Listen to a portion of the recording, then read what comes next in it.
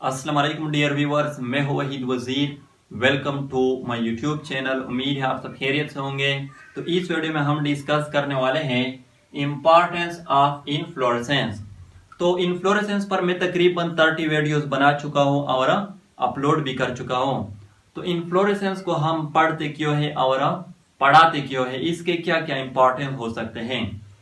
तो फर्स्ट जो इम्पोर्टेंस है इन्फ्लोरेसेंस का वो ये है कि बास ऐसे फ्लावरिंग प्लांट्स है, फॉर एग्जांपल एकेशिया है, एल्बीजिया है, एटसेट्रा, जिसके जो फ्लावर्स होते हैं वो इंतहाई स्मॉल होते हैं साइज में।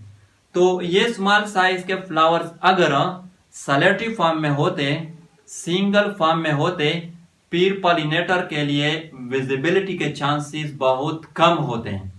और जब विजिबिलिटी के चांसेस कम होंगे, पीर क्रॉस पॉलिनेशन के चांसेस जो वो कम होंगे।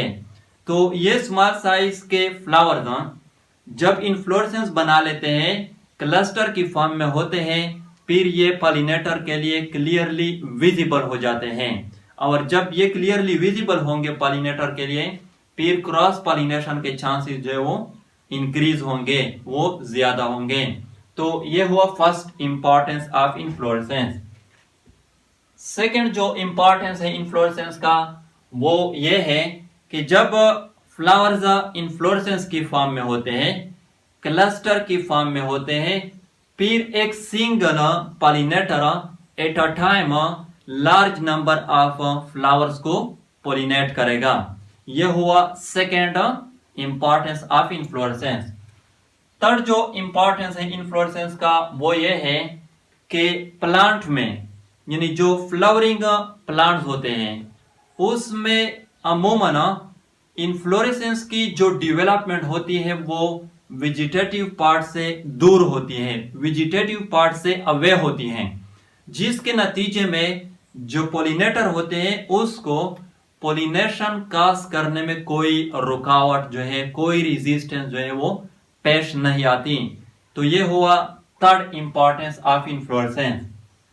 फोर्थ जो इंपॉर्टेंस है इन्फ्लोरेसेंस का वो ये है कि जब फ्लावर्स इन्फ्लोरेसेंस की फॉर्म में होंगे, क्लस्टर की फॉर्म में होंगे, तो at a time large number of pollen grain जो है वो शेड होंगे, फ्लावर से वो गिरेंगे, जिसके नतीजे में एयर पॉलिनेशन जो है वो इजीली होगा।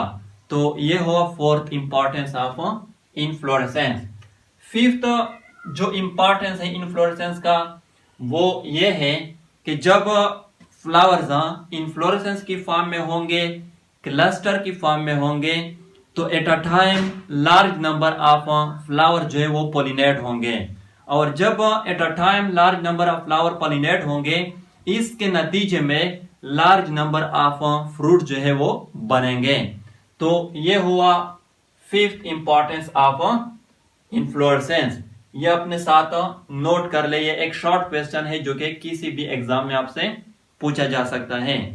तो ये थे इंपॉर्टेंस ऑफ इन्फ्लोरेसेंस। अगर वीडियो अच्छी लगी हो तो लाइक भी करें, कमेंट भी करें। अगर अभी तक चैनल को सब्सक्राइब नहीं किया है तो चैनल को भी सब्सक्राइब करें। थैंक यू एंड खुदा हाफिज।